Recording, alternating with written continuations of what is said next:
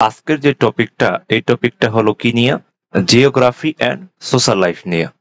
তো এটা আমাদের বলা চলে মিডের লাস্ট সিলেবাস, মানে লাস্ট টপিক। সো খুব মনোযোগ দিয়ে দেখার চেষ্টা করব। সর্বপ্রথম যে টপিকটা আর কি মূলত, যেটা আমরা মানে মূল ভাবে পড়বো, যে আমাদের এই যে জিওগ্রাফি, এই জিওগ্রাফিটা আমাদের সোশ্যাল লাইফের সাথে কিভাবে রিলেটেড, এই ব্যাপারগুলো আর কি মূলত পড়বো। তো জিওগ্রাফি ইন সোশ্যাল লাইফ বলতে মূলত কি বোঝায়? যে জিওগ্রাফি কিভাবে মানুষের সমাজ, জীবনযাত্রা, সংস্কৃতি, পারস্পরিক যে এক একটা সম্পর্ক, মানুষের সাথে মানুষের যে একটা সম্পর্ক, এই জিনিসটা কিভাবে প্রভাবিত করে। আমি তো আরো সহজভাবে তোমাদের বলার চেষ্টা করি, যে আমরা যেখানে থাকি, যেই পরিবেশে থাকি, সেই পরিবেশের জলবায়ু, ভৌগোলিক যে অবস্থা, তো এইটা কিভাবে আমাদের জীবনধারা আর আমাদের যে সামাজিক একটা কাঠামো গড়ে তোলে, এই জিনিসটাই আমরা কি বলতে পারি? জিওগ্রাফি বলতে পারি। বা এই জিনিসটাকে আমরা বলতে পারি geography in social life.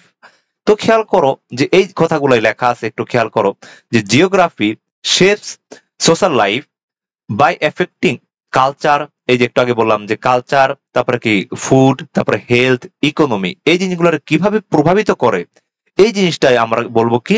Geography. তো এই জিনিসগুলাই কয়েকটা জিনিস ইনফ্লুয়েন্স করে। কি কি ইনফ্লুয়েন্স করে? আমাদের যে জিওগ্রাফিক্যাল ইনফ্লুয়েন্স করে, কালচারাল যে নর্মস আছে সেটার ইনফ্লুয়েন্স করে, স্ট্রাকচারাল যে ইফেক্টস গুলো আছে সেগুলোর তো ইফেক্ট করবেই। তার পাশাপাশি ইকোনমিক্যাল যে ডিসপারিটিস আছে সেইগুলোকেও ইনফ্লুয়েন্স করবে। তো সর্বপ্রথম আমরা যদি দেখি জিওগ্রাফিক্যাল ইনফ্লুয়েন্স, তো আমরা অনেক কি আমরা অনেক জিকে পড়ছি। জিকেতে কি পড়ছি? যে আমেরিকার আবিষ্কারক কে বলতো? আমেরিকার আবিষ্কারক হলো কলম্বাস। আমি যদি ভুল না করে থাকি এটাই পড়ছিলাম, মনে করে দেখো, কলম্বাস। তো খেয়াল করো এই যে কলম্বাস, উনি মনে করলো যে একদম শুরু থেকে, আর এখনকার আমেরিকার আর আগেকার আমেরিকা এক তো না, তাই না? এমনি এমনি তো হয় নাই। আগে মনে করো একটা দ্বীপ টাইপ ছিল, একটা ভূখণ্ড ছিল। তো এই যে সর্বপ্রথম আমি যে একটা জিওগ্রাফিক্যাল যে ব্যাপারের ক্ষেত্রে আমি যে একটা জায়গায় থাকতে পারবো কিনা, তো সেখানে দেখলো কি যে আমেরিকার যে আবিষ্কার হলো, কিন্তু এই যে সর্বপ্রথম কলম্বাস ওই জায়গাটা গিয়েছিল, আবিষ্কার করলো। তো তো ওই জায়গায় গিয়েছিল, যাওয়ার পরে দেখলো কি এই ভূখণ্ডটা, এই টেরেইনটা, এটা কি আসলে কি পারফেক্ট কিনা, ওইখানকার এই টেরেইনটা যে পারফেক্ট কিনা, তারপরে কি ওইখানকার ক্লাইমেটটা বসবাসের উপযোগী কিনা, ওইখানে প্রপার ওয়াটার রিসোর্স আছে কিনা। তো যখন দেখলো যে ওই ভূখণ্ড, ওই ক্লাইমেট আর কি ওই জায়গার যে ওয়াটার রিসোর্স এটা প্রপারলি আছে, তখন সে কি করতে পারলো? তখন সে ডিসাইড করলো যে আমরা এখানে বসবাস করতে পারবো। তো এই জিনিসটাই মানুষের বসবাস করার জন্য এই তিনটা জিনিস মাস্ট বি লাগবে।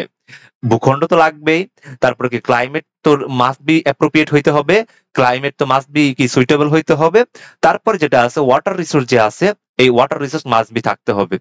তো এই যে ফ্যাক্টর গুলা যখন থাকবে, তখন আমরা কি করতে পারবো? আমাদের বসবাসের জন্য আমরা কি করতে পারবো বলতো? আমরা বসবাসের জন্য এই ফার্মিং করতে পারবো, আমরা বসবাস করার জন্য কি আমরা ফিশিং তো করতে পারবো।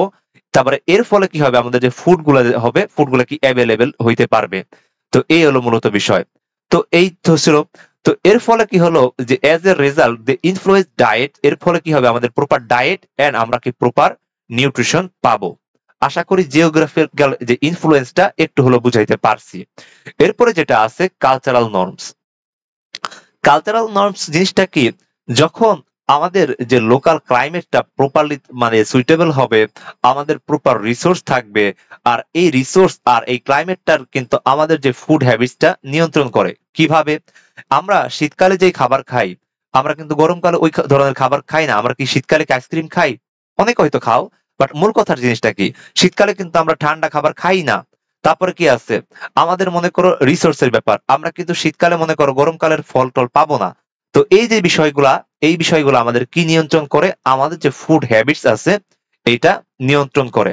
তার পাশাপাশি খেয়াল করো যে আমাদের যে ট্রেডিশন, তারপরে ডায়েট, তারপরে প্রিজার্ভেশন, এই মেথড গুলা আস্তে আস্তে দিনকে দিন কি হচ্ছে? আস্তে আস্তে এই জিওগ্রাফির কারণেই আসছে। মানে কি? মানে কি খেয়াল করো যে এক মৌসুমের ফল আরেক মৌসুমে যে খাই আমরা, তো এই যে ফলগুলা কি প্রিজার্ভ করে রাখি, তারপরে আমাদের যে ডায়েটের যে চেঞ্জ আসছে, তারপর বিভিন্ন প্রকার ট্রেডিশনাল যে ফুড গুলো আছে, এই যাবতীয় বিষয়ের কারণে আমাদের এই যাবতীয় বিষয়গুলো মূলত আসছে কোথা থেকে? এই যে জিওগ্রাফি থেকে। তো খেয়াল করো যে এই বিষয়গুলো মূলত তখন ডিরেক্টলি ইম্প্যাক্ট ফেলায় কোথায়, যে মানুষ কি খাবে, মানুষ কিভাবে তাদের হেলদি লাইফ লিড করবে, সেই জিনিসগুলোর উপর ইম্প্যাক্ট ফেলে। তো এটা ছিল হলো কালচারাল নর্মস। তো এরপরে যেটা আছে ইনফ্রাস্ট্রাকচারাল ইফেক্টস, মানে কি খেয়াল করো যে কথার কথা একটা এক্সাম্পল দিলে তোমরা হয়তোবা বুঝতে পারবা। মনে করো এইখানে হলো তোমার বাসা, এখানে তোমার মনে করো বাসা, আর এই বাসার মনে করো যে এই বাসার, আর মনে করো যে এইখানে একটা হাসপাতাল, কথার কথা এখানে একটা কি আছে, হাসপাতাল। আর খেয়াল করো এই হাসপাতাল আর তোমার বাসার মাঝখানে তোমার মনে করো চিকিৎসা দরকার। তো এই হাসপাতাল আর বাসার মাঝখানে একটা ব্যারিয়ার হিসেবে কি আছে বলতো, একটা পাহাড় আছে। তো এই পাহাড়টার কারণে তুমি মনে করো যে এইখান থেকে তোমার বাসা থেকে এই হাসপাতালটা মনে করো মাত্র হলো 5 মিনিটের পথ, কিন্তু মানে তুমি যদি ডিরেক্ট সোজা যাও, কিন্তু তোমার এই পাহাড়টার কারণে এই পথটা অনেক দূর ঘুরে যাইতে হয়, তখন তোমার লাগে হলো মনে করো 1 ঘন্টা। তো 5 মিনিটের পথ তোমার লাগছে কয় ঘন্টা, 1 ঘন্টা লাগতেছে।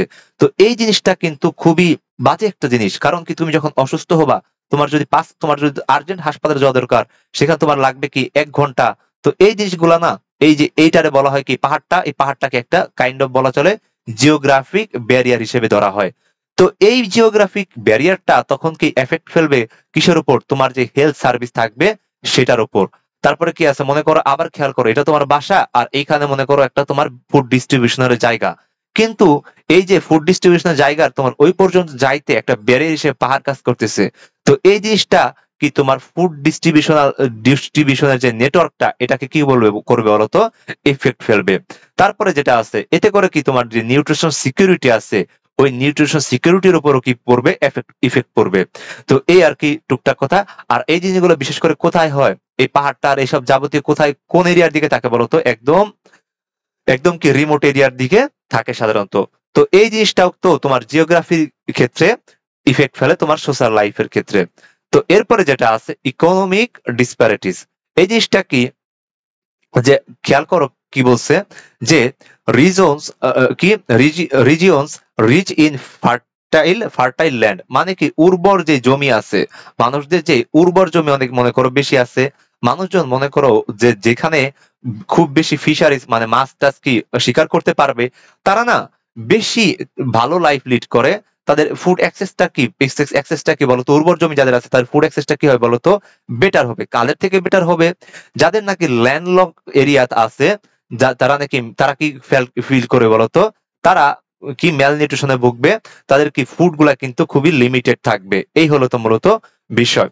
তো এই জিনিসটা আমরা তখন কি বলবো, ইকোনমিক ডিসপ্যারিটিস। আশা করি বুঝছো।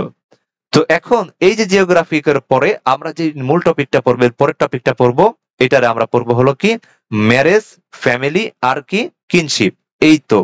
তো জিওগ্রাফির পরে হঠাৎ করে কি বিয়ে শাদীর যে ব্যাপারটা আছে ফ্যামিলি ট্যামিলি নিয়ে, এই আর কি মূলত আমরা পড়াশোনা করব। মানে আমরা জিওগ্রাফির পরে আমরা মূলত আমাদের সোশ্যাল লাইফ নিয়ে পড়াশোনা করতে যাচ্ছি আর কি। তো খেয়াল করো, সর্বপ্রথম যেটা আমরা দেখলাম ফ্যামিলি। এন্ড ফ্যামিলি কি জিনিস সেটা তো তোমাদের আলাদা করে আর বুঝাইতে হবে না, তারপরেও আমি জাস্ট খালি এইখানে যেভাবে লেখা আছে সেটা একটু বলে দিচ্ছি। মানে কি ফ্যামিলি হলো কি একটা গ্রুপ টাইপ, যেখানে মূলত তারা ডিরেক্টলি কানেক্টেড থাকে। তুমি তোমার ফ্যামিলি মানুষদের সাথে কি ডিরেক্টলি কানেক্টেড না। সো এই যে জিনিসটা প্যারেন্টস চিলড্রেন যারা আছে, এই জিনিসটারে বলবো কি তোমরা ফ্যামিলি। এই ক্ষেত্রে সাধারণত কি করে, অ্যাডাল্ট যারা আছে মানে এই যে এল্ডারি পার্সন, যা বড়রা আমাদের কি করে দেখাশোনা করে, এই জিনিসটা বলা আছে adults take responsibility for caring for children. এই তো টুকটাক কথা, আশা করি ফ্যামিলি আসলে পারবা। এরপরে যেটা আছে কিনশিপ। কিনশিপ জিনিসটা কি, যে সামাজিক একটা বন্ধন, একটা রিলেশনশিপ এমং পিপল, মানে কি মানুষে যে বন্ধনটা, মানুষে যে রিলেশনশিপটা, এই জিনিসটা বলা হয় কি কিনশিপ। তো এই জিনিসটা হয়তো হইতে পারে সেটা রক্তের রিলেশন, অথবা কি বিয়ের মাধ্যমে হইতে পারে, অথবা বন্ধুত্বের মাধ্যমে হইতে পারে। তো এই জিনিসটারে আমরা কি বলবো, সামাজিক যে বন্ধন জিনিসটা, এটারে আমরা কি বলবো, সামাজিক যে সম্পর্কটা, সামাজিক যে বন্ধনটা, এটার আমরা কি বলতে পারবো কিনশিপ বলতে পারবো। এরপরে যেটা আছে ম্যারেজ। তো বিয়ের সংজ্ঞা কি এটা তোমরা তো ভালো করে জানো যে বিয়ের সংজ্ঞা কি। তারপরেও খেয়াল করো এখানে মূলত কিভাবে ডিফাইন করা আছে তোমাদের পুস্তকের ভাষায় বলা আছে কি, যে ম্যারেজ জিনিসটা হলো কি একটা সামাজিক স্বীকৃতি, সামাজিক কি স্বীকৃতি, approved sexual union between two adults individuals, মানে দুইজন অ্যাডাল্টের মধ্যে যে সেক্সুয়াল ইউনিয়ন দেওয়া, তারপরে সামাজিক যে স্বীকৃতি দেওয়া, এই জিনিসটার কি বলা হয়? ম্যারেজ বলা হয়। এই আর কি, যখন দুজন মানুষ কি করে বলতো, বিয়ে করে, তারা একজন আরেকজন কি বলতো একটা সামাজিক বন্ধনে, একটা কি বন্ধনে আবদ্ধ হয়, একটা রিলেশনশিপে আবদ্ধ হয়। এখন এখানে যে শুধু দুজন মানুষ যে সামাজিক বন্ধনে, একটা মেয়ে আর একটা ছেলে যে সামাজিক বন্ধনে আবদ্ধ হয় বা ক্লোজার হয় তা না, একটা রিলেশনশিপে যে আবদ্ধ হয় শুধু কি তা না, তার পাশাপাশি তার পাশাপাশি তাদের যে বাবা মা, তাদের যে সিস্টার ব্রাদার, এই যাবতীয় ব্লাড রিলেশনশিপ, রক্তের যে সম্পর্ক, সবাই কি একটা রিলেটিভস হয়ে যায়। যখন মানুষের সাথে, মানে যখন একটা মেয়ের সাথে একটা মেয়ের একটা মেয়ের সাথে যখন একটা ছেলের বিয়ে হয়, তখন দুই পরিবার কি হয়ে যায় বলতো, এক হয়ে যায়। শুধু যে তারা এক হয় তাই না, তা না, দুইটা পরিবার কি হয় বলতো, এক হয়ে যায়।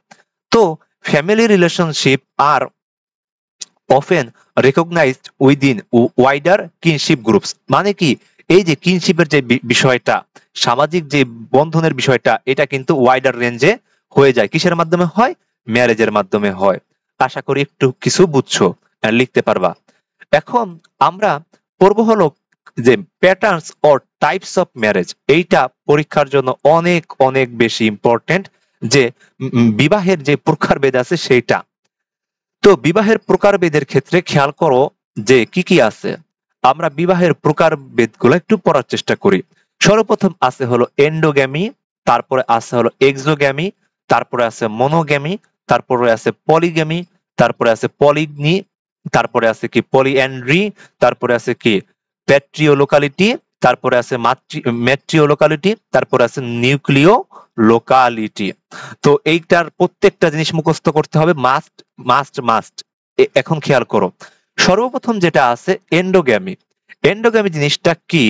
এন্ডোগ্যামি জিনিসটা কি, যখন মনে করো যে নিজে, মানে কি বলে, same type class, same type religion, same type race, same type age, যখন এরকম সেম টাইপ গ্রুপের মধ্যে বিবাহ হয়, যখন সেম টাইপ গ্রুপের মধ্যে বিবাহ হয় একটা মেয়ে আর একটা ছেলের, তখন এই যে সেম টাইপ এজ, রেস, তারপরে কি আছে রিলিজিয়ন আর ক্লাস। তো এই যে তাদের যে কিসের জন্য করা হয়, কারণ হলো তাদের সোশ্যাল যে স্ট্যাটাস আছে এইটা মেনটেন করার জন্য করা হয়। সাধারণত বিশেষ করে এই জিনিসটা দেখা যায় কি চট্টগ্রামের ওদিকে, তাই না?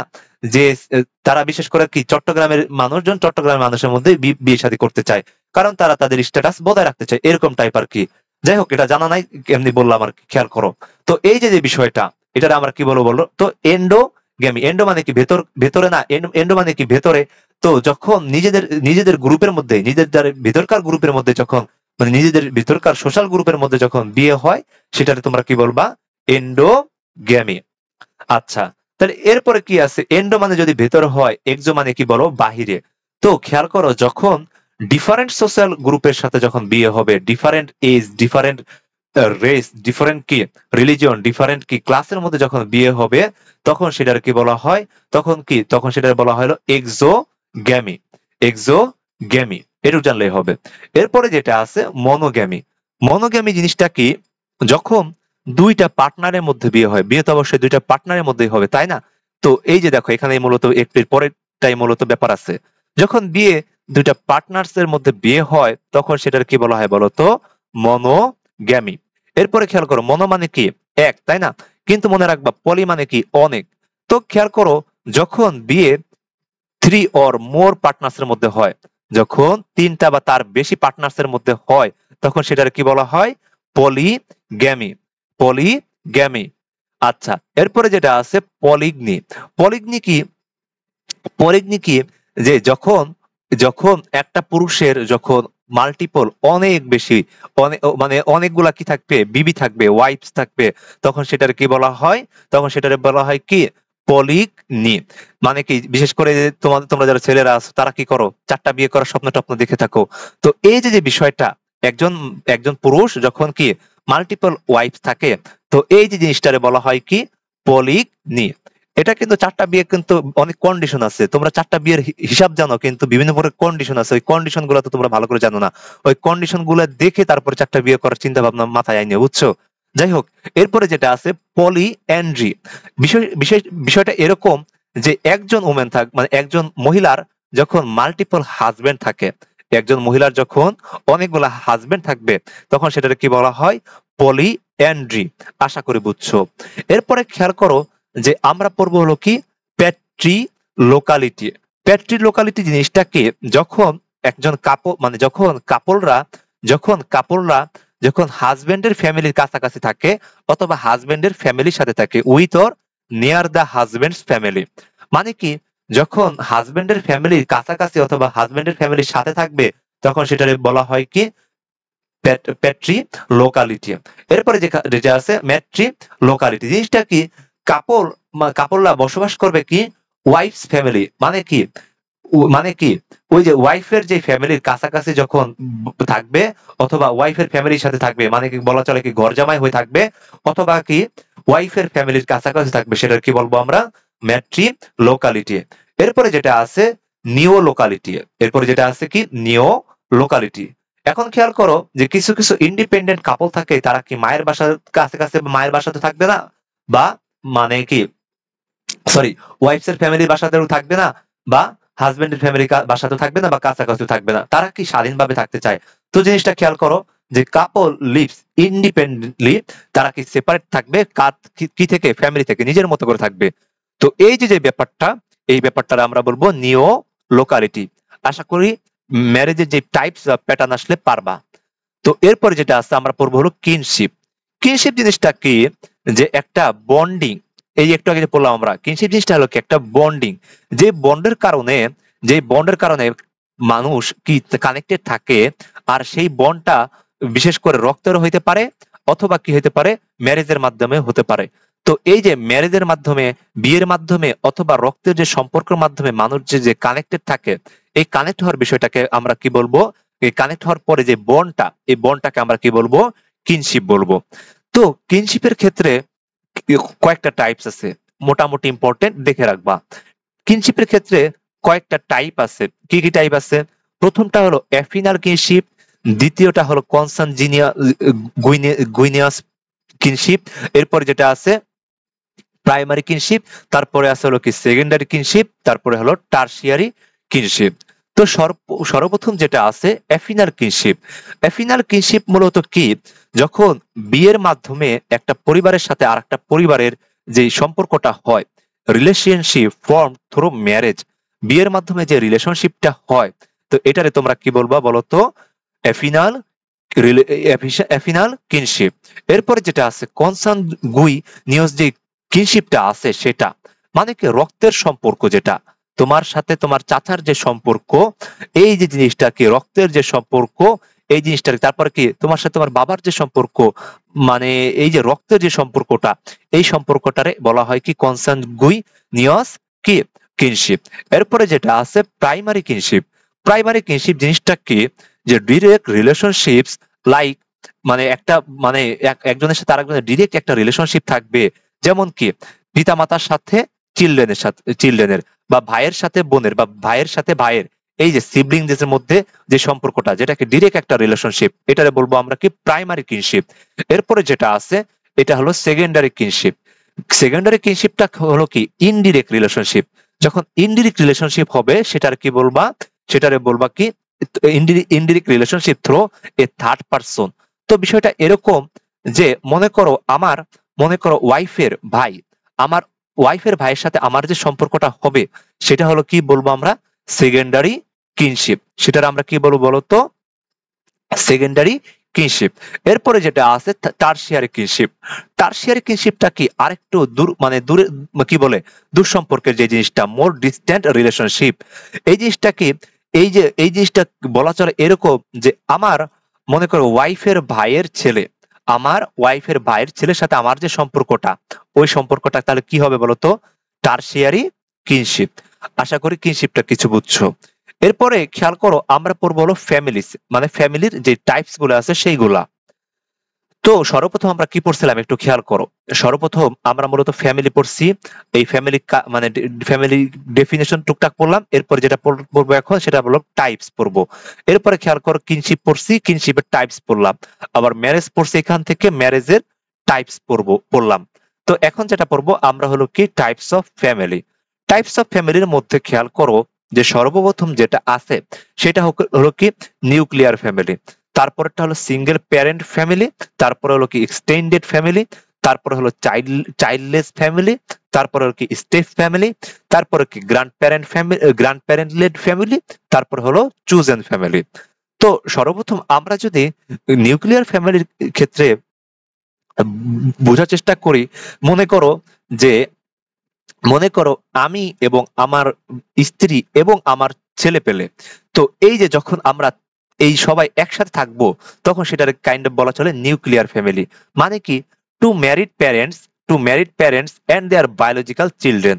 তো এই যে যে বিষয়টা সেটার কি বলা হয় বলতো নিউক্লিয়ার ফ্যামিলি। এরপরে যেটা আছে single parent family. Single parent family কি, যে আমি আমার বাচ্চাকে যখন আমি কি গড়ে তুলবো, আমি আমার বাচ্চাকে যখন গড়ে তুলবো এবং এই যে দেখো ওয়ান প্যারেন্ট, আর আগেরটা কিন্তু ছিল, আগে খেয়াল করো আগেরটা কি ছিল টু টু ম্যারিড প্যারেন্ট, আর এখন কিন্তু দেখো খেয়াল করো one parent rising their children often facing financial and social challenges with strong parent child bond. মানে কি স্ট্রং চাইল্ড বন্ড, এই যে যে বিষয়টা আমাদের আমার যে চাইল্ডের সাথে যে বন্ডিংটা স্ট্রং, যে বিষয়টা এটার আমরা কি বলবো বলতো সিঙ্গেল প্যারেন্ট ফ্যামিলি। এরপরে যেটা আছে এরপরে যেটা আছে এক্সটেন্ডেড ফ্যামিলি। এক্সটেন্ডেড ফ্যামিলি জিনিসটা কি, যে multi generational হাউসহোল্ডস including relatives like grand parents, aunts, তারপরে কি আছে কাজিনস। মানে কি এই যে আমরা যে কি বলে যৌথ ফ্যামিলি জিনিসটা বলি আর কি, এই যে যৌথ ফ্যামিলি সবাই যখন একসাথে থাকে এটার কাইন্ড অফ বলা চলে কি এক্সটেন্ডেড ফ্যামিলি। এরপরে যেটা আছে চাইল্ডলেস ফ্যামিলি। চাইল্ডলেস ফ্যামিলি কি, যখন কাপলদের কোনো চাইল্ড থাকবে না, চিলড্রেন থাকবে না, তখন কারণ কি অনেক কাপল থাকে না যে তাদের কি বাচ্চা নেওয়ার ক্ষমতা আছে, কিন্তু কিন্তু তারা তাদের ক্যারিয়ার কারণে অনেক সময় কি করে না, অনেক সময় করে না কি, বা অনেকে তো বাচ্চা হয় না, এই ক্ষেত্রে আর কি অনেক সময় ক্যারিয়ার কারণে বাচ্চা নেয় না। তো যখন বাচ্চা ছাড়া তারা লাইফ লিড করবে তখন সেটা কি বলবো আমরা চাইল্ডলেস ফ্যামিলি। এরপরে যেটা আছে স্টেপ ফ্যামিলি। স্টেপ ফ্যামিলি কি, খেয়াল করো যে families formed by parents with children from previous relationships blending different family members। জিনিসটা কি বোঝার চেষ্টা করো, যখন মনে করো যে একজন ডিভোর্সি মেয়ের মনে করো যে ওই ফ্যামিলির ঘরের বাচ্চা ছিল, তো ও যখন মানে ওই ডিভোর্সি মেয়েটা যখন নতুন একটা ফ্যামিলিতে আসবে, নতুন একটা ফ্যামিলি মানে নতুন একটা মানুষের সাথে বিয়ে হবে, তখন কি ওই বাচ্চা সহ যদি আসে, তখন কি ওই বাচ্চার সাথে ওই নতুন যে হাজবেন্ডের যে সম্পর্কটা সেটা আমরা, আর ওই যে যেই ফ্যামিলি কাল যে বন্ডটা সেটা বলবো আমরা কি স্টেপ ফ্যামিলি। আশা করি একটু হলেও বুঝছো। এরপরে যেটা আছে grandparent led family. Grandparent কি, যে গ্র্যান্ড প্যারেন্ট লেড ফ্যামিলি কি, যে অনেক সময় বাচ্চা কাচ্চা গ্র্যান্ড প্যারেন্টের কাছে মানে কি দাদা দাদির কাছে গড়ে ওঠে।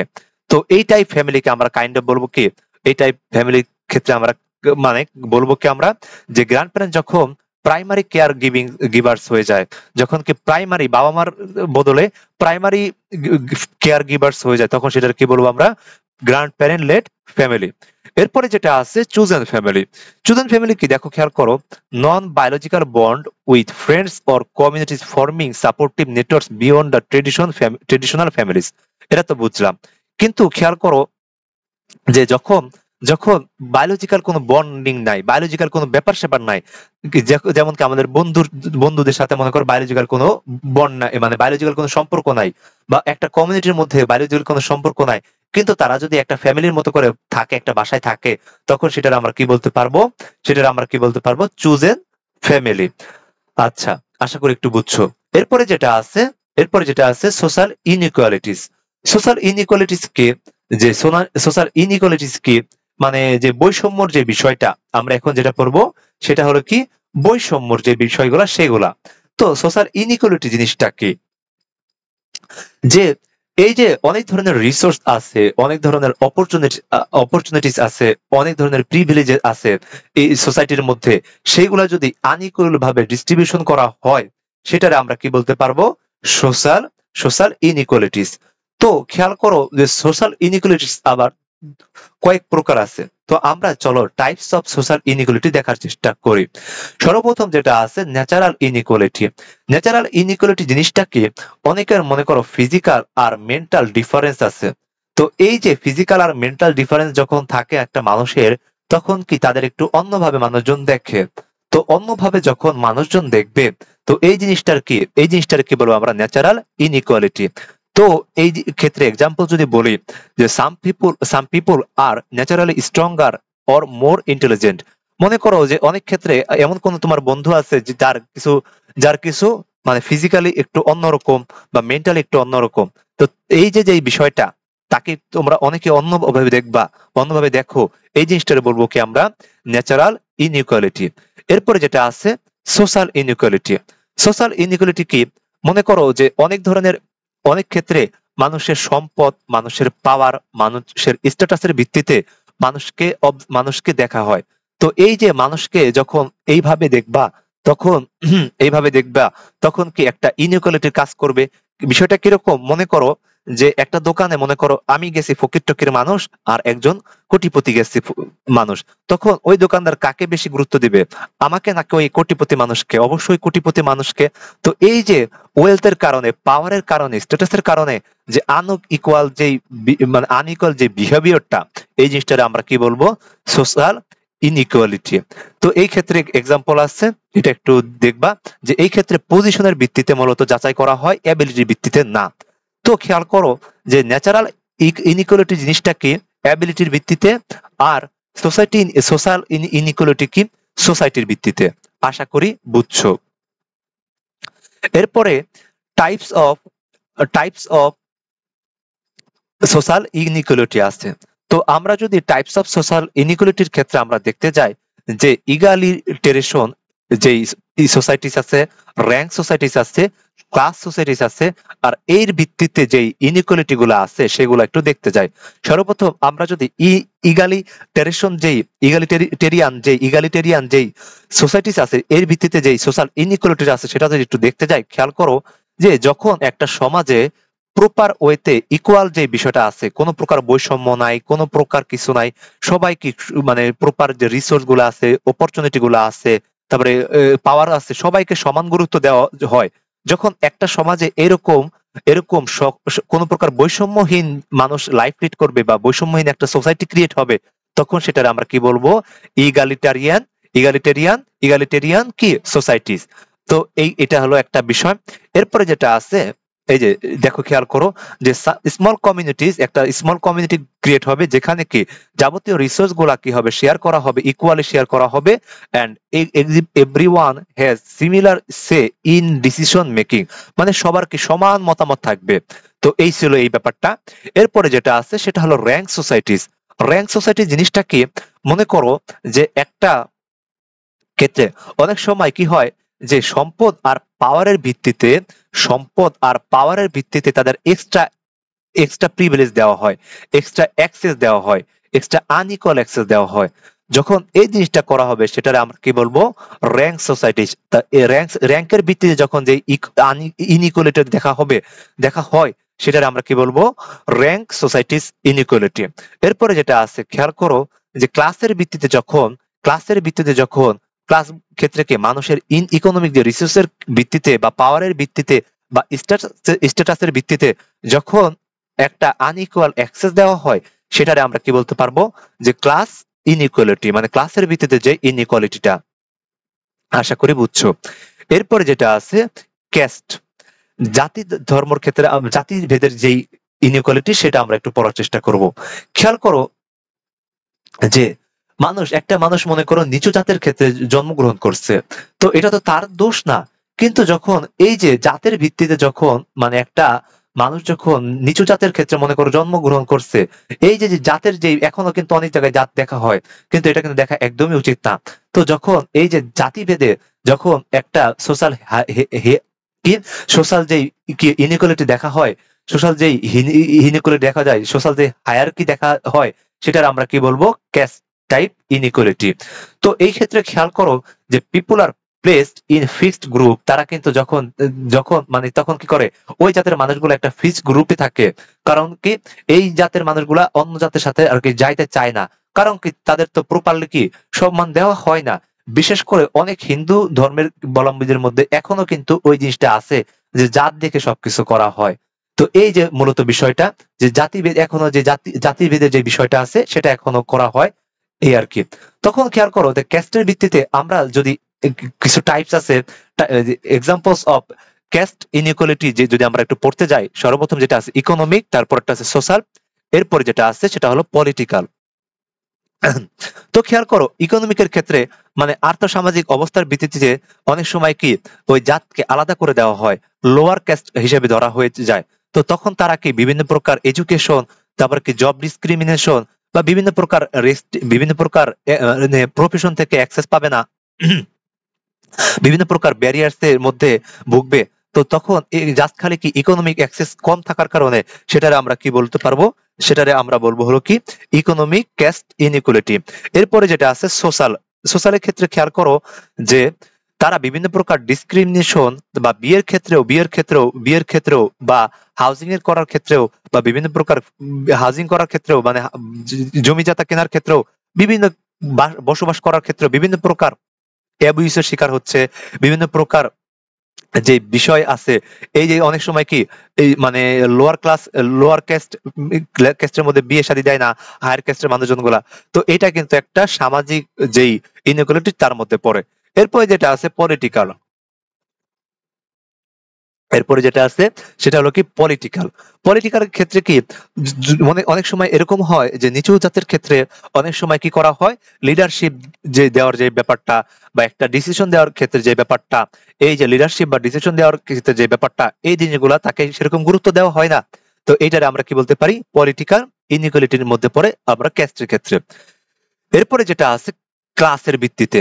ক্লাসের ভিত্তিতে যে ইনইকুয়ালিটি সেটা আমরা একটু দেখার চেষ্টা করব। ক্লাসের ক্ষেত্রে জিনিসটা কি, যে ক্লাসের ক্ষেত্রে মানুষকে মূলত র‍্যাঙ্ক করা হয় সাধারণত সোসিও ইকোনমিক স্ট্যাটাস দেখে। তো সোসিও ইকোনমিক স্ট্যাটাস যখন দেখা হয়, মানে মানুষের ইনকাম, মানুষের ওয়েলথ, সম্পদ, মানুষের এডুকেশন, মানুষের অকুপেশন, মানুষের সোশ্যাল কানেকশন কিরকম, এই যাবতীয় বিষয়ের ক্ষেত্রে যেই যেই যে ইনইকুয়ালিটিটা হয়, তো এই যে সেটা আমরা কি বলবো, ক্লাস বলবো। তো এই ক্ষেত্রে খেয়াল করো যে এই ইনইকুয়ালিটির ক্ষেত্রে, এই ইনইকুয়ালিটির ক্ষেত্রে মানুষ প্রপার রিসোর্স পায় না, প্রপার অপরচুনিটি পায় না, বিভিন্ন প্রকার পাওয়ার পায় না অন্যদের থেকে। তো এই ক্ষেত্রে খেয়াল করো যে এইটা খুবই ইম্পর্টেন্ট একটা জিনিস, ক্লাসের টাইপস, এন্ড এটা খুবই খুবই খুবই ইম্পর্টেন্ট। ক্লাসের টাইপটা এত বেশি ইম্পর্টেন্ট, খেয়াল করো যে বা ক্লাস সিস্টেমটা যদি টাইপস বা সিস্টেম যদি আমরা দেখতে যাই, সর্বপ্রথম দুইটা ভিত্তিতে ক্লাসকে টাইপস করা হয়েছে। একটা হলো কি ক্লাস, একটা হলো কি ট্রেডিশনাল মডেল, আর একটা হলো কি বলতো মডার্ন ভেরিয়েশনস। তো ট্রেডিশনালের ক্ষেত্রে খেয়াল করো যে কি কি ভাগে ভাগ করা হয়েছে, upper class, middle class, working class, তারপর কি আন্ডার ক্লাস। এখানে কিন্তু লোয়ার ক্লাসটা নাই, কিন্তু আমরা কিন্তু অনেক সময় ডিরেক্ট একটা মানুষকে লোয়ার ক্লাস বলে ফেলি, কিন্তু মানুষের সম্মানার্থে এখানে কিন্তু একদম লোয়ার ক্লাস কথাটাই নাই। তো খেয়াল করো যে আপার ক্লাস জিনিসটা কি, যাদের কি সম্পদ টম্পদ খুবই বেশি আছে, তারপরে কি সিগনিফিকেন্ট পাওয়ার আছে, ইনফ্লুয়েন্স অনেক বেশি আছে সিগনিফিকেন্ট পরিমাণে, তাদেরকে বলবো আমরা আপার ক্লাস। মিডল ক্লাসের ক্ষেত্রে কি একটা মানে যতটুক ইনকাম দরকার ততটুক ইনকাম যদি থাকে, একটা সিকিউর জব থাকে, প্রপার এডুকেশন থাকে, প্রপার অপরচুনিটিস থাকে, সেটা আমরা কি বলবো, কার মধ্যে ফেলবো, মিডল ক্লাসের মধ্যে ফেলবো। এরপরে যেটা আছে ওয়ার্কিং ক্লাস। ওয়ার্কিং ক্লাসের ক্ষেত্রে কি আছে বিষয়গুলা, যে যাদের লোয়ার ইনকাম আছে, তারপরে কি তেমন কি ম্যানুয়াল বা সার্ভিস জব থাকবে, কিন্তু রিসোর্স গুলো তেমন একটা থাকবে না, সেটা কি বলবো আমরা, ওয়ার্কিং ক্লাস। এরপরে যেটা আছে আন্ডার ক্লাস।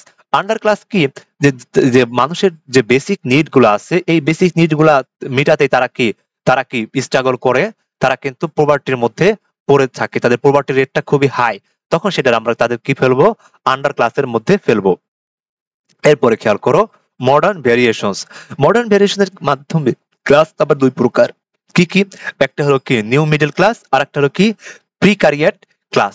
তো খেয়াল করো নিউ মিডল ক্লাসের মধ্যে কি আছে, যে যাদের প্রফেশনাল উইথ হাই এডুকেশন আছে, তাদের কি প্রপার এডুকেশন আছে এন্ড ইনকামও আছে, বাট সম্পদ খুবই কম। যাদের ইনকাম অনেক বেশি, এডুকেশন অনেক বেশি, বাট সম্পদ অনেক কি মানে কি কম, কাদের থেকে, ট্রেডিশনাল আপার ক্লাস থেকে। আপার ক্লাস থেকে যাদের সম্পদটা কম তাদের সেটারে আমরা কি বলবো, নিউ মিডল ক্লাস বলবো। এরপরে যেটা আছে প্রি ক্যারিয়ার। প্রি ক্যারিয়ার কি, আনস্টেবল ওয়ার্ক, তাদের কি ওয়ার্ক নাই, তাদের ইনকাম নাই, তাদের কি সোসিও ইকোনমিক যে বিষয়গুলো আছে এগুলো প্রপারলি নাই, সেটার আমরা কি বলবো, ক্লাস মানে কি প্রি ক্যারিয়ার ক্লাস এর মধ্যে ফেলবো। এরপরে খেয়াল করো যে আমাদের কিছু এক্সাম্পল যদি আমরা খেয়াল করি, যে ক্লাসের ইনইকুয়ালিটিস ক্ষেত্রে কিছু এক্সাম্পল যদি আমরা খেয়াল করি, যে ওয়েলথ গ্যাপ, ওয়েলথ গ্যাপ থাকার কারণেই মানে মানুষের মনে করে একটা দরিদ্র পরিবার আর একটা কি বড়লোক পরিবার, দুই ফ্যামিলির ক্ষেত্রে, সরি দুইটার ক্ষেত্রে ওয়েলথ গ্যাপ থাকার কারণে কি এই যে আমরা কি ক্লাসের ভেদাভেদ করে থাকি। আমাদের যখন ইনকাম ইনইকুয়ালিটি থাকে, ইনকাম ইনইকুয়ালিটির ক্ষেত্রে কি যে লোয়ার ক্লাস কি বেশি স্ট্রাগল করে কি করার জন্য, টাকা পয়সা বেসিক নিড পূরণ করার জন্য। তো এই ক্ষেত্রে এটার আমরা কার আন্ডারে ফেলবো, ইনকাম ইনইকুয়ালিটির আন্ডারে ফেলবো। তারপরে কি আছে, লোয়ার ক্লাসরা কি তখন লোয়ার ক্লাস যারা, সরি মানে কি এই যে কি বলে সেটারে, যে আন্ডার ক্লাস যারা আছে যাদের ইনকাম টিনকাম খুবই কম, যে সেই ক্ষেত্রে আমরা কি ইকুয়াল টু এডুকেশন, তারা কিন্তু ঠিকঠাক মতো কি এডুকেশন পায় না, ঠিকঠাক মতো এফোর্ড করতে পারে না এডুকেশন, ভালো একটা ভার্সিটিতে বা ভালো একটা মানে কলেজে পড়ানোর ক্ষেত্রে যেই মানে গরিব যারা ফ্যামিলি আছে তারা কিন্তু মানে আন্ডার ক্লাসে যারা আছে বা এই যে এখানে বলা আছে লোয়ার ক্লাস যারা আছে তারা কিন্তু ঠিকঠাক মতো কি অ্যাক্সেসটা পাবে না এডুকেশনের ক্ষেত্রে। তারপরে খেয়াল করো কি আছে, লিমিটেড সোশ্যাল মোবিলিটি। তো এই যে মোবিলিটির ক্ষেত্রে যে বিষয়টা, এই যে মোবিলিটির ক্ষেত্রে যে বিষয়টা সেটা ওরা ঠিকঠাক মতো পায় না, ওরা আসলে ঠিকঠাক মতো সেটা পায় না। এই হলো মূলত বিষয়, যে একটা সমাজে চলার ক্ষেত্রে, একটা সমাজে যে গতিশীলতা, একটা সমাজে চলার ক্ষেত্রে যে সোশ্যাল যে মোবিলিটি, মানে সামাজিক যে গতিশীলতা, এটা তাদের জন্য একটা লিমিটেড থাকে আর কি। এরপরে যেটা আছে, তারা বিভিন্ন প্রকার ডিসক্রিমিনেশনের শিকার হয় ক্লাসের জন্য। তারা কি আছে, এই যে ক্লাসের মানে আন্ডার ক্লাস থাকার কারণে কি তারা বিভিন্ন প্রকার পাওয়ার, বিভিন্ন প্রকার ইনফ্লুয়েন্স থেকে তারা কি বৈষম্যের শিকার হয়। তারপরে কি আছে, তারপরে কি আছে খেয়াল করো, যে লোয়ার লাইফ লিড করে। তারপরে কি আছে, তারা হাই ইলনেসে যখন হয় তারা কিন্তু ঠিকঠাক মতো কি করতে পারে না, ঠিকঠাক মতো মানে কি যেই ট্রিটমেন্ট যে আছে সেটা ঠিকঠাক মতো নিতে পারে না। তারপরে কি এই যে এর ফলে কি হয়, তাদের যে মেন্টাল হেলথ ডিসপারিটিস যে আছে এটা মানে স্ট্রেস, তারপরে কি বিভিন্ন প্রকার হার্ডশিপ কাজগুলো আছে, এইসব তারা এনজাইটিতে ভোগে, তারা কি ডিপ্রেশনে ভোগে, যাদের কি প্রপার কিন্তু অ্যাক্সেস কি নাই, ইকোনমিক সোর্স নাই। এই তো টুকটাক কথা। তো যারা একটু নিচের ক্লাসের দিকে আছে, যারা একটু আন্ডার ক্লাসের দিকে আছে, তাদের ক্ষেত্রে আর কি এটা হয়। তো এরপর যেটা আছে জেন্ডার ইনইকুয়ালিটি। তো জেন্ডার ইনইকুয়ালিটি কি তোমাদের তো আর আলাদা করে পড়ানোর কিছু নাই। মানে কি জেন্ডার ইকুয়ালিটি জিনিসটা কি, এটা তো তোমরা ভালো করে জানো, আমি জাস্ট খালি একটু মুখে আমার মতো করে বলতেছি। খেয়াল করো যে জেন্ডার ইনইকুয়ালিটি জিনিসটা কি। মূল কথা কি, নারী পুরুষের যে বৈষম্যটা, নারী পুরুষের যে বৈষম্যটা, এই যে বৈষম্যটাই কি আমরা বলতে পারি কি জেন্ডার ইনইকুয়ালিটি। চলো এখন আলাদা করে তোমাদের আর জেন্ডার ইনইকুয়ালিটি কি বুঝাবো বলো। তারপরে যে যা যা আছে চলো একটু পড়ার চেষ্টা করি, মানে এখানে এই শীটের ভাষায়। আমাদের যে সোসাইটিতে এই জেন্ডার জিনিসটা একটা ক্রুশিয়াল কনসেপ্ট, অবশ্যই এই জেন্ডার জিনিসটাকে একটা ক্রুশিয়াল কনসেপ্ট। তো এই ক্ষেত্রে ক্রুশিয়াল কনসেপ্ট কি, আমাদের সোশ্যাল এন্ড কালচারাল যে এক্সপেকটেশনের মধ্যে বা রোলের মধ্যে বা বিহেভিয়ারের মধ্যে এটা কিন্তু একটা ক্রুশিয়াল কনসেপ্ট। কারণ কি নারী পুরুষের ভেদাভেদ কিন্তু আগে বেশি ছিল, and এখনো কিন্তু আছে। তো এই যে ব্যাপারটা খেয়াল করো, যে মূলত এই নারী পুরুষ যে জিনিসটা, একটা মানুষ কি নিজেকে নারী নিজে বানাইছে নাকি আল্লাহ বানাইছে, বায়োলজিক্যালি ডিটারমিন্ড, তাই না? তারা তো নিজেরা বানাই নাই। এই হলো মূলত বিষয়।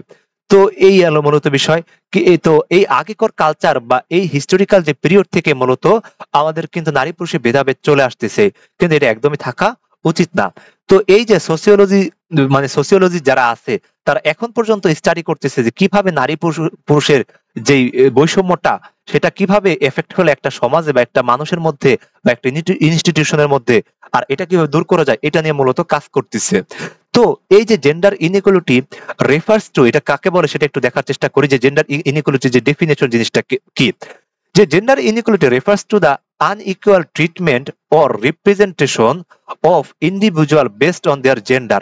তো জেন্ডারের ভিত্তিতে যখন আনইকুয়াল যেই ট্রিটমেন্ট করা হবে, রিপ্রেজেন্টেশন করা হবে, যে নারীরা এরকম পুরুষ এরকম, তো এই ভেদাভেদটা যখন আনা হবে জেন্ডারের ভিত্তিতে, তখন সেটার কি বলবো, জেন্ডার ইনইকুয়ালিটি।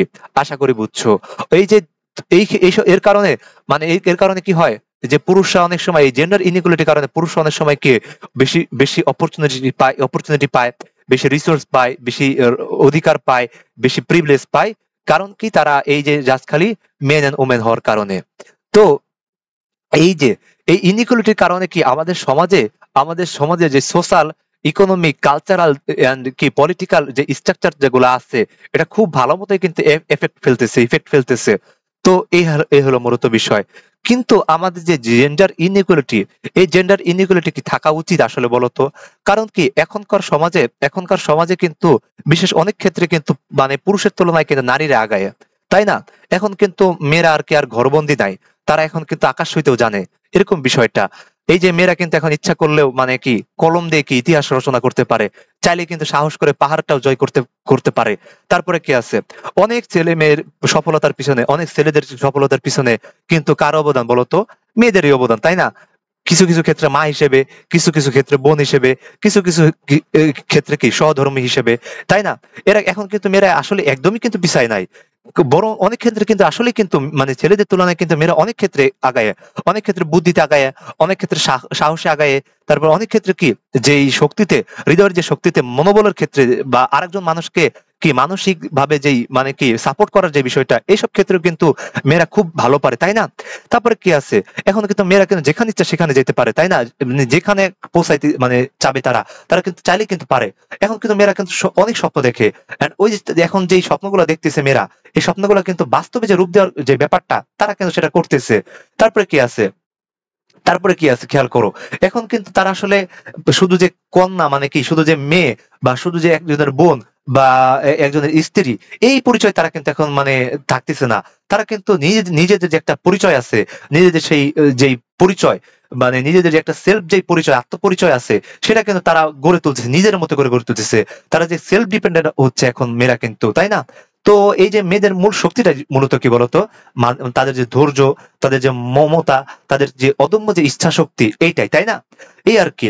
কিন্তু আমরা যদি এই যে নারী পুরুষের যে বৈষম্য থেকে বেরিয়ে না আসতে পারি, কারণ কি আমরা যদি এই বৈষম্য থেকে বেরিয়ে এসে আমাদের যে বোন আছে, আমাদের যে মা আছে, আমাদের যে স্ত্রী আছে, সবাইকে জাস্ট খালি একটুখানি যদি সুযোগ করে দিই, তারা কিন্তু জীবনে আসলে অনেক দূর আগাইতে পারবে, তাই না? তো এই যে যারা এখন পোলাগুলো যেটি শুনতেছো, তারা কিন্তু আবার আমার নারীবাদী বানাই দিও না কিন্তু। মানে সত্য কথা কিন্তু দিনে 10 বার বলা যায়, আমি জাস্ট খালি একবারই বললাম আসলে। মেয়েরা আসলে কি চাই বলতো ভাই? মানে মেয়েরা আসলে চাই একটু যত্ন, চাই, এই যত্নটা চাই, তাই না? তো তোমরা কিন্তু করো ভাই, বুঝছো? যাই হোক, মূলত কি আমি এই কথাগুলো কেন বললাম আসলে, মানে আমার মা আমার জন্য আসলে যে পরিমাণ কষ্ট উৎসর্গ করতেছে, সেটা যদি তোমরা খালি জানতা, অবাক হয়ে যেতে আসলে। তো সবার মা বাবাই তো করে মূলত, কিন্তু আমার মা আসলে, আমার বাবা আসলে অনেক বেশি করতেছে আমার জন্য। আমি বলতে পারো যে আমার মায়ের কষ্ট দেখেই মেয়েদের আসলে মূলত সম্মান করি, অনেক বেশি সম্মান করি। কারণ আমার মাও কিন্তু একটা মেয়ে আসলে, তাই না? আসলে যেই ছেলে মায়ের কষ্ট, বাবার কষ্ট দেখে, তারা কিন্তু কখনোই আসলে মেয়েদের অসম্মান করতে পারে না, বাবাদের অসম্মান করতে পারে না আসলে, তাই না? এই আর কি। তো এই যে তোমরা আজকে যে আমরা এখন ক্লাস করতেছো, এই ক্লাসটা করতেছো আমার মায়ের থ্রুতে আসলে মূলত। আল্লাহর রহমতে আমার মায়ের জন্য আসলে করতে পারতেছো। কারণ আমার মায় আমার ওই রিসোর্সটা ব্যবস্থা করে দিচ্ছে। এই যে আমাকে পড়াশোনা করাইতেছে, প্রতিনিয়ত উৎসাহ দিচ্ছে। বলা চলে মানে এই সব কিছুই আসলে আমার মার জন্য হচ্ছে। তো এই যে কথাগুলো বললাম মূলত আমার মার জন্যই, এই আর কি। তো মা বোন যারা আছে সবাইকে উৎসাহ মানে সবাইকে সম্মান করিও ভাইরা, তোমরা যত্ন করিও, এই আর কি। তো একটু খালি করিও, দেখবা যে তোমাদের অনেক উপরে নিয়ে যাচ্ছে। তো এই যে জেন্ডার ইনইকুয়ালিটি যে বিষয়গুলা, আবার চলো একটু পড়ায় আসি। এই যে জেন্ডার ইনইকুয়ালিটির বিষয়গুলা, এটা থেকে একদম সবাইকে বেরিয়ে আসতে হবে, এই আর কি। তো এই যে জেন্ডার ইনইকুয়ালিটির ক্ষেত্রে মূলত কি কি মানে ব্যাপার ঘটে, এই ব্যাপারগুলো আমরা চলো একটু দেখার চেষ্টা করি। যেমন জেন্ডার পে গ্যাপ, মানে কি অনেক ক্ষেত্রে মানে মনে করো একটা কর্মসূত্রে একটা মহিলাকে যে পরিমাণ বেতন দেওয়া হয়, একটা পুরুষকে তার বেশি বেতন দেওয়া হয়। তো এই যে তাকে যে বৈষম্য করা হলো, এই ব্যাপারটা বলবো আমরা কি জেন্ডার পে গ্যাপ। তারপরে খেয়াল করো যে lack of access to finance and কি ল্যান্ড ওনারশিপ। অনেক ক্ষেত্রে অনেক ফ্যামিলিতে কি হয় বলতো, যে অনেক ফ্যামিলির ক্ষেত্রে জমি জাতা, ধন দৌলত ভাগ করার ক্ষেত্রে কিন্তু মেয়েদের একদমই বৈষম্যর শিকার করা হয়। কেন বলা হয়, বলে কি যে তোরা তো মেয়ে, তোদের তো কি স্ত্রী স্বামীর ফ্যামিলির তো আছেই, স্বামীর ফ্যামিলির তো তোদের জিনিসপাতি, টাকা পয়সা, ধন দৌলত আছে, তোরা এইসব দিয়ে কি করবি?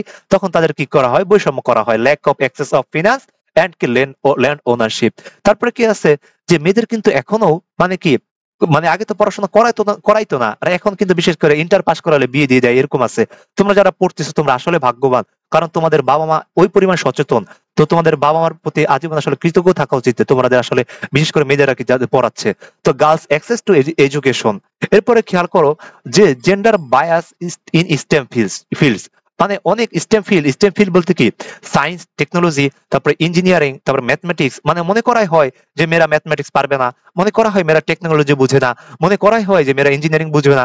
তখন তাদের কি করা হয়, মানে ওইসব সাবজেক্টে কিন্তু পড়ানো হয় না, বিভিন্ন করে ফিল্ড যে আছে ওই ফিল্ডে মেয়েদের ঢুকানো হয় না। এই হলো মূলত বিষয়। তো এই যে বায়াসটা কিন্তু এখনো মানুষের মধ্যে আছে। তারপরে খেয়াল করো কি আছে, যে এই যে এর ফলে কি হয়, মেয়েরা কিন্তু সেক্সুয়াল হ্যারাসমেন্টের মানে হ্যারাসমেন্টের শিকার হচ্ছে, বিশেষ করে কি এডুকেশনাল সেটিংস এর মাধ্যমে, মানে ক্ষেত্রে অনেক সেক্সুয়াল হ্যারাসমেন্টের শিকার হচ্ছে। তারপরে কি আছে যে তারপরে কি আছে যে এর ফলে তারা বিভিন্ন প্রকার লিডারশিপ পজিশনে কিন্তু মেয়েরা কিন্তু যেতে পারতেছে না। তারপরে কি আছে, বিভিন্ন প্রকার পলিটিক্যাল যে পার্টিসিপেশন, লিডারশিপ, এদের মধ্যে কিন্তু যারা যেতে পারতেছে না, তাদের কি করা হচ্ছে, তাদের মূলত কি করা হচ্ছে, একদম মানে বদ্ধ করে রাখা হচ্ছে কিছু বিষয়ের ক্ষেত্রে, সেক্সুয়াল এন্ড রিপ্রোডাক্টিভ হেলথের ক্ষেত্রে তাদেরকে জাস্ট খালি কি করা হচ্ছে, এই দিকে ঝুঁকাই দেওয়া হচ্ছে। বিভিন্ন প্রকার অপরচুনিটি যে আছে এগুলোর মধ্যে মানুষকে কি দেওয়া হচ্ছে না, মানে মেয়েদের দেওয়া হচ্ছে না। তারপরে কি আছে, জেন্ডার বেসড যে ভায়োলেন্স, এগুলো কিন্তু এখনো আছে। তারপরে কি আছে, এই যে মেয়েদের ক্ষেত্রে অনেক সময় বিউটি স্ট্যান্ডার্ড, মানে স্ট্যান্ডার্ড এখনো দেখা হয়, যে বিউটি স্ট্যান্ডার্ডের যে বিষয়টা আছে এখনো কিন্তু দেখা হয়। তারপরে কি আছে, বিভিন্ন প্রকার রেস্ট্রিক্টেড মোবিলিটি এন্ড ফ্রিডম, এই ফ্রিডমের ক্ষেত্রে, স্বাধীনতার ক্ষেত্রে এখনো মেয়েদের কিন্তু রেস্ট্রিক্ট করে রাখা হয়। এই তো মূলত বিষয়গুলো, এই পয়েন্টগুলো আসলে, মানে এই পয়েন্টগুলো আসলে একদম মানে জেন্ডার ইনইকুয়ালিটির ক্ষেত্রে যে পয়েন্টগুলো একদম জাস্ট খালি লিখে দিবা, আশা করি বুঝছো। এরপরে যেটা আছে আমাদের লাস্ট টপিকটা হলো কি এজ ডিসক্রিমিনেশন। এজ ডিসক্রিমিনেশন তোমাদের আর আলাদা করে কি বুঝাবো, মূলত এই এজের ভিত্তিতে, মানে কি একটা ইয়াং ক্যান্ডিডেট আর একটা মানে কি বলে মুরব্বী ক্যান্ডিডেট। তো এই দুইজনের ক্ষেত্রে কাকে বেশি প্রায়োরিটি দেওয়া হবে, অবশ্যই কি যাদের কি মানে ইয়াং যেই ক্যান্ডিডেট, তাই না, তাদের দেওয়া হয়। কিন্তু অ্যাকচুয়ালি আসলে হওয়া উচিত না। কারণ কি একজন কিন্তু এজি পার্সন যারা, তার কিন্তু আমাদের থেকে আরো বেশি অভিজ্ঞ হয়, তাই না। কিন্তু মনে করা হয় তারা আসলে ঠিকঠাক মতো কাজ করতে পারবে না, তারা মানে ঠিকঠাক মতো কাজ করতে পারবে না, তাদের সেরকম ওই শক্তিটা নাই, এরকম মনে করা হয়। তো এর ভিত্তিতেই যে ডিসক্রিমিনেশনটা, তাকে বলা হয় কি এজ ডিসক্রিমিনেশন। তো এর ফলে তারা কি সোশ্যাল যে লাইফ আছে তার খুবই মানে কি ভোগান্তিতে ভোগে, এই আর কি। তো এই যে টাইপস অফ এজ ডিসক্রিমিনেশন ক্ষেত্রে কি কি আছে, যে আনফেয়ার যেই বিহেভিয়ার আছে, এই বিহেভিয়ারটা এজের ভিত্তিতে কি কি আছে সেটা আমরা একটু দেখার চেষ্টা করি, টাইপস গুলো দেখার চেষ্টা করি। সর্বপ্রথম টাইপসটা হলো কি ডিরেক্ট এজ ডিসক্রিমিনেশন, যেটা যেমন যেমন এই যে মানে মনে করো একজন মানুষকে ডিরেক্ট এজের কারণে খোটা দেওয়া হচ্ছে। তো এই যে জিনিসটাকে ডিরেক্টলি দেওয়া হচ্ছে, মনে করো সামনাসামনি ক্লিয়ারলি দেওয়া হচ্ছে। তো এই যে দে treat as a person badly because their age, তাদের এজের কারণে কি ব্যাডলি ট্রিট করা হচ্ছে, এই জিনিসটা বলা হয় কি ডিরেক্ট এজ ডিসক্রিমিনেশন। তো এই ক্ষেত্রে খেয়াল করো, দেখো যে একজন মানুষকে মনে করো প্রমোশন চাইছে, কিন্তু তাকে প্রমোশন দেবে না, ডিরেক্ট বললো আপনার বয়স নাই তো, আর আপনার ওই বয়স কে আর আছে, আপনি তত ইয়াং না। তো এই যে এই কারণে ঠিকঠাক মতো প্রমোশন বা একটা জব দেওয়ার ক্ষেত্রে যেই ইনইকুয়ালিটি, এই জিনিসটা বলবো কি টাইপস, কি এই জিনিসটা বলবো কি আমরা ডিরেক্ট এজ ডিসক্রিমিনেশন।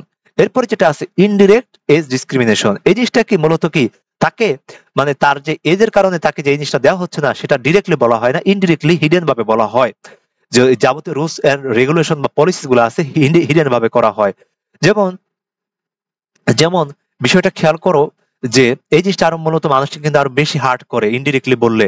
জিনিসটা এরকম যে যে এ training programme requires young take skills, মানে কি মনে করা হয় যে ইল্ডারি যারা পার্সন আছে তাদের মনে করা হয় ইল্ডারি যারা পার্সন আছে তারা কি টেকনোলজিক্যাল ভাবে অতটা কি এক্সপিরিয়েন্স না। তো এই জন্য কি ওল্ডারদের বলা হয়, ওল্ডারদের কি মানে মানে ওল্ডাররা বুঝতে পারে তখন কি তাদের যে চাকরিতে নেওয়া হলো না, তারা চাকরিতে নেওয়া হলো না, কারণ কি জাস্ট খালি তার বয়সের কারণে। কারণ কি তারা মানুষ মনে করতেছে তার কি এজের কারণে যে টেকনোলজিক্যাল যে স্কিল আছে এটা কম আছে। এই জিনিসটা সে মানে কি ডিরেক্টলি বলা হয় না, ইনডিরেক্টলি তাকে বোঝানো হয়। এটার আমরা কি বলবো ইনডিরেক্ট এজ ডিসক্রিমিনেশন। এরপরে এর ফলে কি তারা বিভিন্ন প্রকার হ্যারাসমেন্টের শিকার হবে, বিভিন্ন প্রকার কি হ্যারাসমেন্টের শিকার হবে। তারপরে কি আছে বিভিন্ন প্রকার সোশ্যাল যে অ্যাক্টিভিটিস আছে সেগুলো থেকে কি তাদের সরাই রাখা হবে, এমনকি তাদের বিরুদ্ধে কি বিভিন্ন প্রকার রিমার্কসও ছড়ানো হবে। তারপরে কি আছে বিভিন্ন প্রকার স্টিরিওটাইপিং যে বিষয়টা আছে সেটা একটু দেখার চেষ্টা করি, যে তারা অ্যাজিউম করা হবে যে এরকম বিষয়টা, যে assuming older workers are not কি টেক সেভি। জিনিসটা এরকম যে ধারণা করা হয় কি যে ওল্ডার যে ওয়ার্কার আছে তারা কি টেকনোলজিক্যাল বিষয়গুলো একদম জানেই না, এই আর কি বিষয়গুলো আছে। মনে করা হয় যে তারা কাজের ক্ষেত্রে খুবই ইরেসপন্সিবল হবে, তারা মনেই করা হয় যে কি তারা কাজের ক্ষেত্রে কি খুবই মানে কি ল্যাক এক্সপিরিয়েন্সড হবে। এই যে বিষয়গুলা, এই বিষয়গুলো স্টিরিওটাইপিং এর মধ্যে পড়ে। এর ফলে কি বিভিন্ন প্রকার হ্যারাসমেন্ট করা হয়, তারপরে কি ডিরেক্ট ইনডিরেক্ট কি এজ ডিসক্রিমিনেশন করা হয়। এর ফলে বিভিন্ন প্রকার কি হ্যারাসমেন্ট আর কি স্টিরিওটাইপিং এর আন্ডারে পড়ে। এই তো ছিল আজকের টুকটাক লেকচার, আশা করি ক্লিয়ারলি বুঝছো।